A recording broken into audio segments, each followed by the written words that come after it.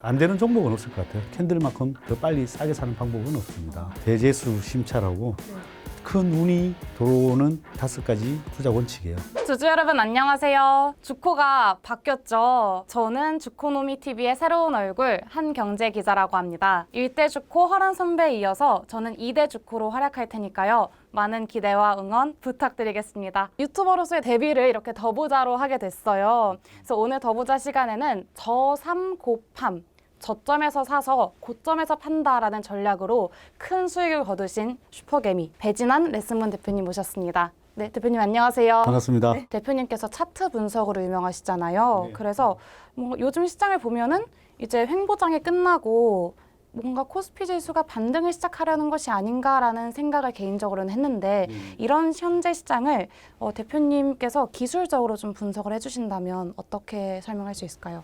저는 이제 파동 이론을 좀 많이 대입시키는데요. 이게 보통 파동이라는 게 보통 1파 상승, 2파 조정, 3파 상승, 4파 조정, 5파 상승으로 보통 이루어진다고 하거든요. 그리고 이제 조정 때는 A파, B파, C파 이렇게 하락 조정으로 이렇게 이루어진다고 하는데요. 보통 1파 상승 구간에는 유동성 장세라고 하죠. 금융 장세. 돈을 많이 풀어서 실적과 상관없이 이렇게 올라가는 장세를 금융 장세라고 해요. 쭉 3월 때부터 이렇게 돈을 막 풀고 금리를 인하하면서 이제 1파 상승 랠리가 왔고요. 그 다음에 이제 작년 9월, 10월, 한 11월 초까지 이렇게 조정을 거치면서 그때 행보 구간이 있었어요. 그 2파 조정 구간이었고요. 그 다음에 3파는 이제 실적을 미리 예측하기도 하고 실적이 이제 잘 나올 걸 예상을 해서 실적 장세가 좀 더 길게 가주기를 바랐는데 1월 중순까지 상승을 하고 그때부터 이제 4파 조정 구간에 접어들었어요. 접어들어서 지금 4월 초중순까지는 지금 조정을 하고 있는데요. 일단 지금 이렇게 큰 차트를 보시면 1파가 이렇게 크게 상승을 하고 그다음에 2파, 중기 2파 조정을 마치고 다음 3파 상승을 하고 4파 이렇게 채널형이 이렇게 갇혀 있습니다. 곧 돌파를 할 것처럼 보여요.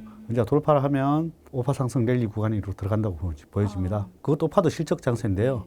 실적 장세는 이제 소비로 인한 실적 장세가 이제 나타납니다. 제가 봐서는 실적이 잘 나올 걸로 보여져요. 그러면서 예상치가 나오면서 아마 뚫어서 시작을 하지 않을까 이렇게 생각을 하고 있습니다. 작년에는 BBIG가 상승장을 이끌었는데 그럼 올해 이 5파 상승을 이끌 종들, 종목들도 특별한 게 있을까요? 저는 어쨌든 반도체 저건 거의 빅사이클이니까 삼성전자가 다시 이제 뛰기 시작을 할 거다. 네네네. 모든 지표가 다 말해주고 지금 없어서 못 파는 풍기 현상이고 그런 상황이다 보니까 일단 실적으로도 받칠 줄 수밖에 없으니까 그애는 나올 거고 그 다음에 자동차 쪽을 쪽도 지금은 없어서 못 파는 물론 부품 때문에 조달은 좀 힘들지만 그런 대형 집단이 이끌어주지 않을까 생각을 하고 안 되는 종목은 없을 것 같아요. 지금도 증권주들도 최근에 계속 올라오고 있고 지금 왜냐하면 돈이 너무 넘쳐나 있기 때문에 주변을 둘러보게 되죠.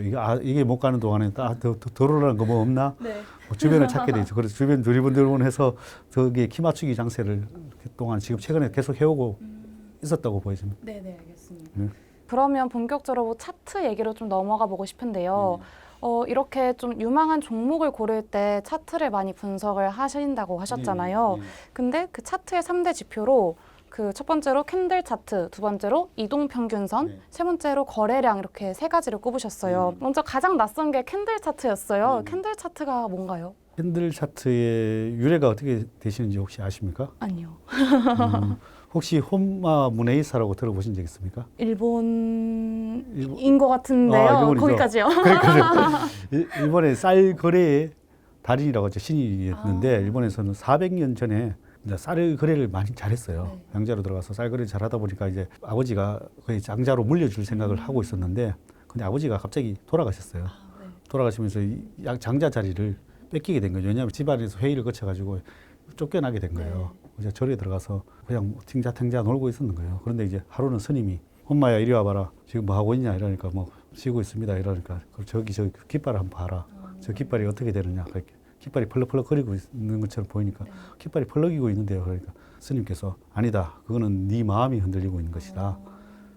한참 동안 생각을 해보다 보니까 무릎을 탁 치게 된 거예요. 그게 뭐냐면은 내 마음 속에 헛개비와 허상들이 진실을 못 보고 있었던 걸 알게 된 거죠. 그래서 이게 내 마음의 문제였구나 하고 그걸 깨닫고 쌀 거래를 다시 하러 내려갔는데 백전백승을 했다고 합니다. 그게 결국은 이 캔들이라는 게 결론은 심리가 나타내는 모양인 거죠. 사람의 심리가. 사람들은 싸게 살려고 하지 비싸게 살려고는 하지 않는단 말입니다. 갑자기 그렇게 크게 큰 양봉이 나타나고 거래량이 터졌다는 거는 이 회사에 뭔가가 좋은 재료가 생겼는 거예요. 만약에 뭐 뉴스가 나올 수도 있지만 뉴스가 안 나온 상태에서 뭐 이렇게 양봉이 나왔다. 그러면은 일반인이 산 게 아니라 그 재료를 미리 아는 사람들이 샀을 가능성이 많은 거죠. 그만큼 캔들이 중요하다는 겁니다. 그럼 근데 캔들 차트를 활용을 해서 뭐 매수랑 매도 타이밍을 잡고 뭐 그렇게 활용이 되는 건가요? 그럼요. 어떤 모양일 때 매수하고 어떤 모양일 때 매도를 해야 되는 거예요? 예를 들면 이렇게 장대 음봉이 이렇게 막 나왔잖아요. 그렇죠. 네. 이게 지수 차트에서 이렇게 음봉이 이렇게 나왔는데 이렇게 배에 이렇게 보면은 빨간색 하나가 탁 생겼죠. 네. 생겼죠. 이걸 뭐라고 하냐면은 상승 잉태형이라고 합니다. 상승 잉태. 잉태.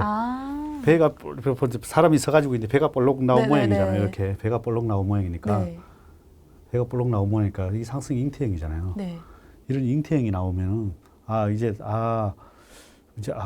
진입할 이제 그만 바닥을 탈피할 조짐이 있나? 일단 제 같은 경우에는 제일 먼저 봐야 되는 게 캔들을 먼저 보는 거예요. 캔들만큼 더 빨리 싸게 사는 방법은 없습니다. 그러면 이 이동 평균선에 대해서도 좀 설명을 부탁드릴게요. 자, 5일 이동 평균선이라는 5일 동안에 종가를 더해서 네.